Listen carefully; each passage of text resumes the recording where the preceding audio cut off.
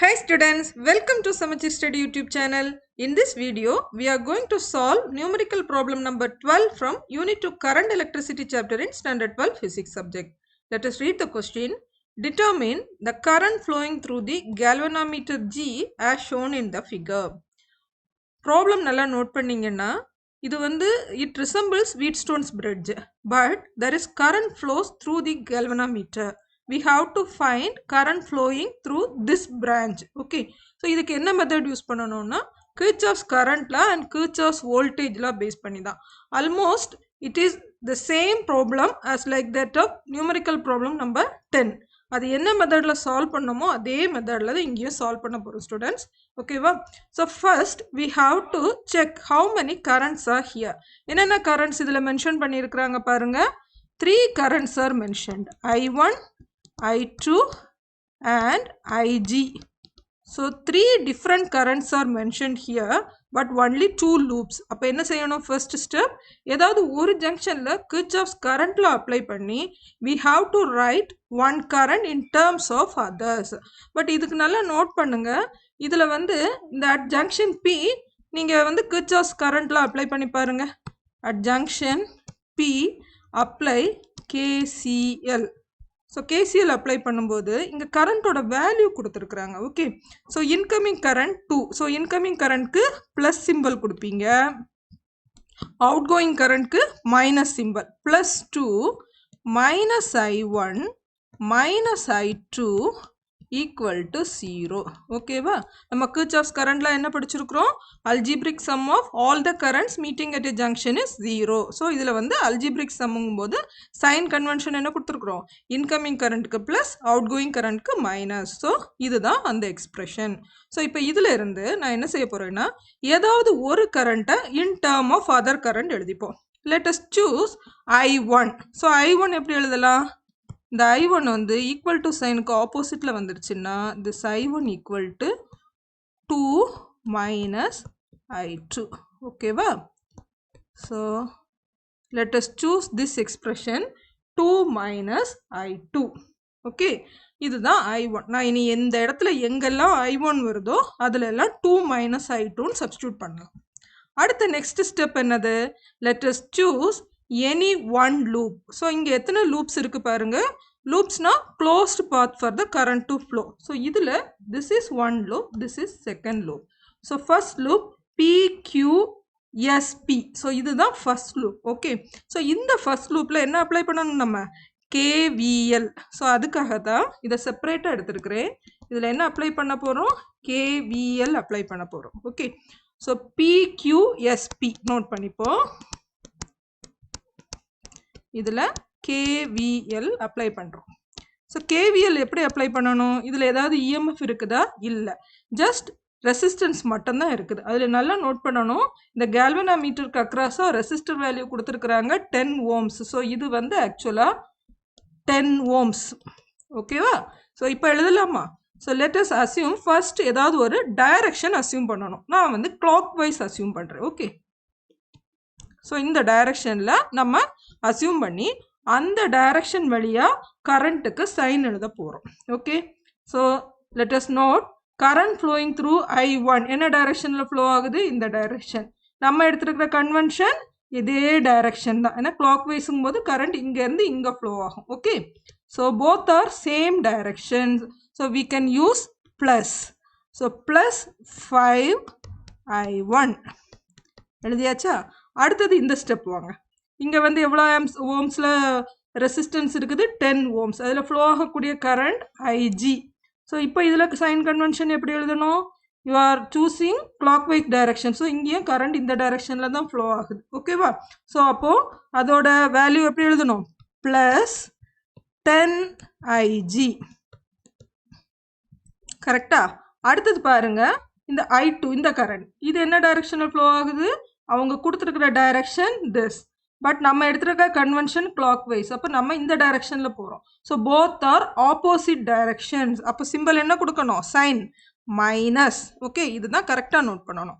So minus 15 I2 equal to 0.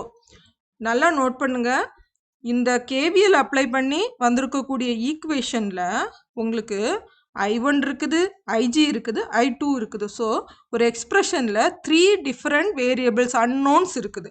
நான் என்ன பண்ணலாம், சிம்பிளிஃபை பண்ணலாம். ஆல்ரெடி நம்ம நோட் பண்ணிட்டோம். What is I1? I1 equal to 2 minus I2. So இந்த ஈக்குவேஷனை இதை ஈக்குவேஷன் நம்பர் 1ன்னு எடுத்துப்போம். இந்த ஈக்குவேஷனை இங்கே சப்ஸ்டியூட் பண்ணலாமா? I1 இருக்கிற இடத்துல 2 மைனஸ் I1ன்னு சப்ஸ்டியூட் பண்ண போகிறோம். ஓகே, ஸோ இங்கே சப்ஸ்டியூட் பண்ணிங்கன்னா 5 இன்ட்டு 2 minus I2,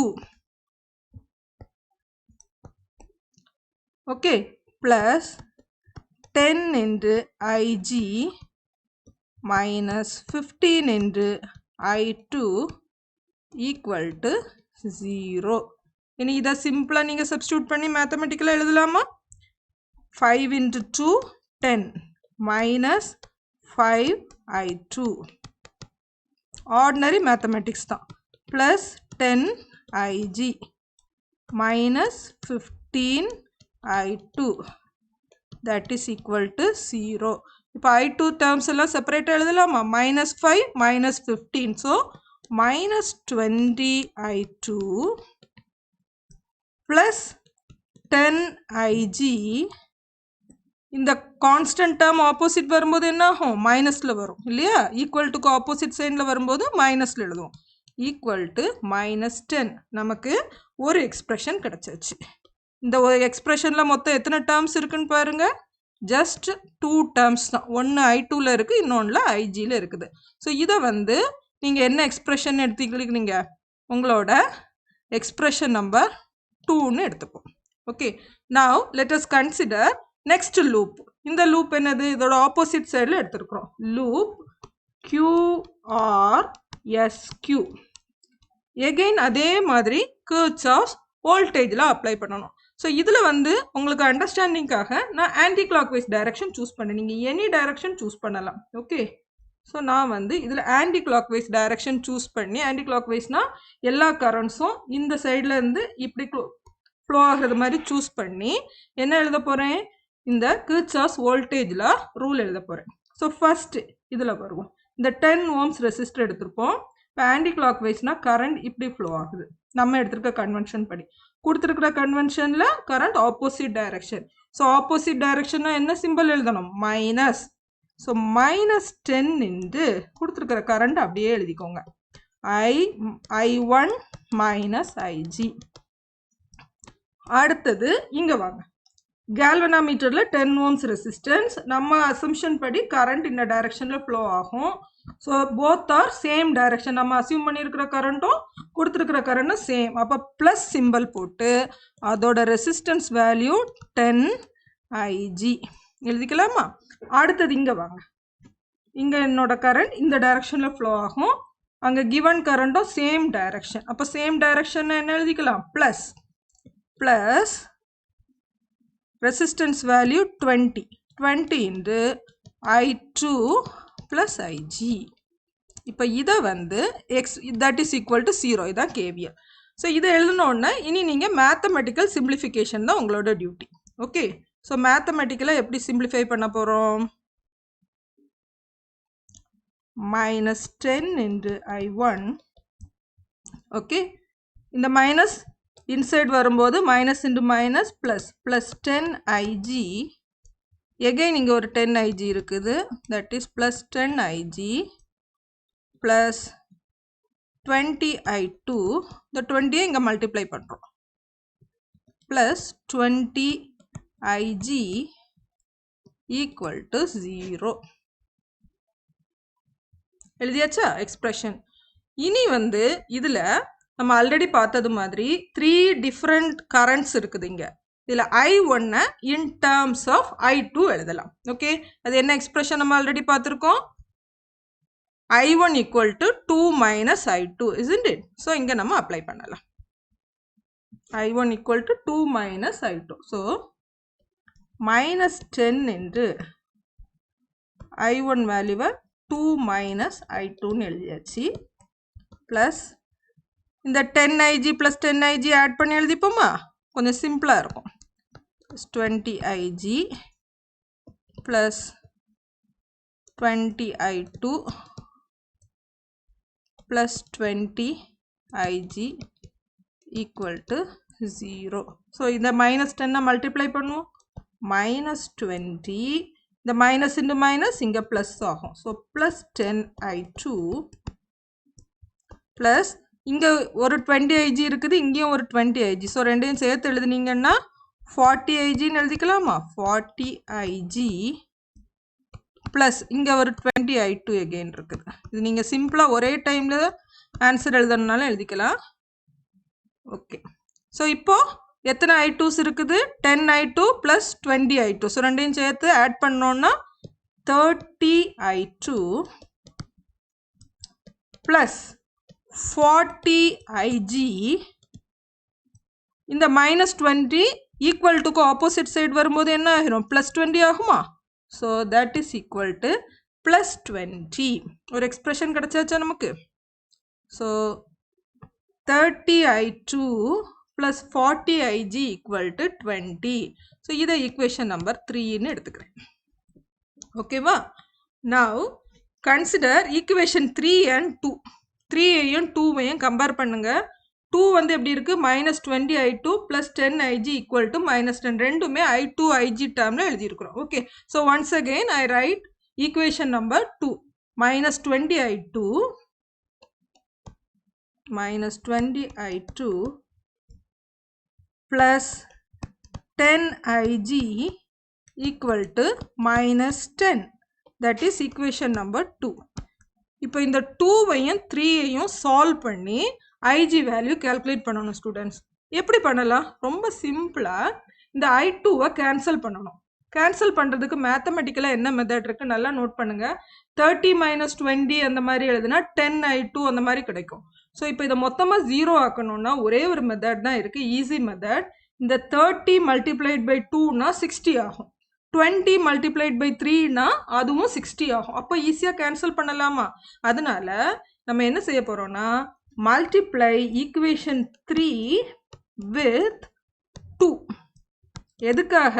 இந்த I2ஓட கோஎஃபிஷியண்ட்டை சேம் ஆக்குனீங்கன்னா அந்த ரெண்டையும் ஆட் பண்ணும்போது, ரெண்டு ஈக்குவேஷனையும் ஆட் பண்ணும்போது I2 கேன்சல் ஆகிரும். அதுக்காகத்தான் ஈக்குவேஷன் நம்பர் 3யை மல்டிப்ளை பை 2 பண்ணுறோம். ஓகே. ஸோ மல்டிப்ளை பண்ணுங்க பார்ப்போம். 60 I2 plus 80 Ig equal to whole equation multiply பண்ணணும். அப்போ this is 40.